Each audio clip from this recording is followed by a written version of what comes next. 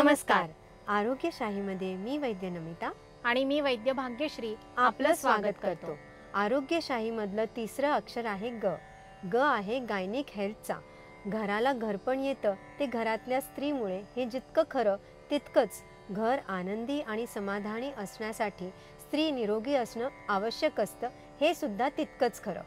आयुर्वेदाची जी 8 अंग आहेत त्यातील एक अंग फक्त स्त्री आरोग्य आणि तिच्या पोटी जन्माला येणाऱ्या बाळाच्या आरोग्यासाठी राखून ठेवलेलं आहे. पण सध्या मात्र स्त्रीच्या आरोग्याकडे दुर्लक्ष होताना दिसतंय.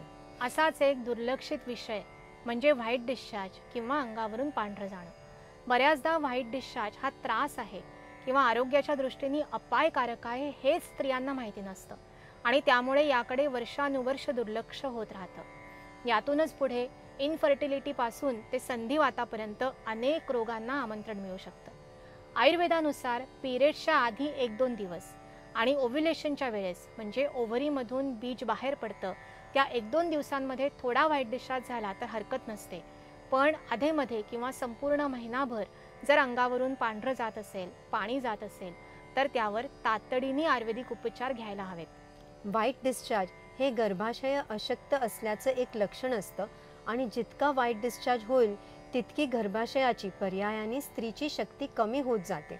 यातूनच मग सुरुवातीला कंबरदुखी, त्यानंतर अशक्तता, चिडचिड, डिप्रेशन, कॅल्शियमची कमतरता, एनिमिया, सांधेदुखी अशा अनेक तक्रारी कायमच्या मागे लागतात.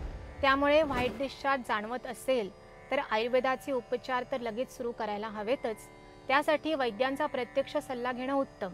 पण बरोबरीने घरच्या घरी हा एक साधा उपाय करून पहा. बोरिक पावडर न लावलेले कोणतेही लोकल व्हरायटीचे तांदूळ घ्यावेत.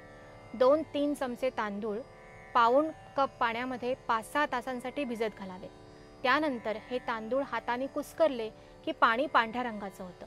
आता हे पाणी गाळून घ्यावं आणि प्यावं. उरलेले तांदूळ नेहमीच्या स्वयंपाकामध्ये वापरायला काही हरकत नाही. बऱ्याच दिवसांपासून जर का त्रास असेल तर हे तांदळाचं धुवण दिवसातून 2 वेळा अन्यथा एकदा घेतलं तरी चालतं. गायनॅक हेल्थ चांगली राहावी यासाठी आयुर्वेदाने सांगितलेले अनुभवसिद्ध उपाय समजून घ्यायचे असतील तर पाहत रहा आरोग्यशाही लोकशाही मराठीवर.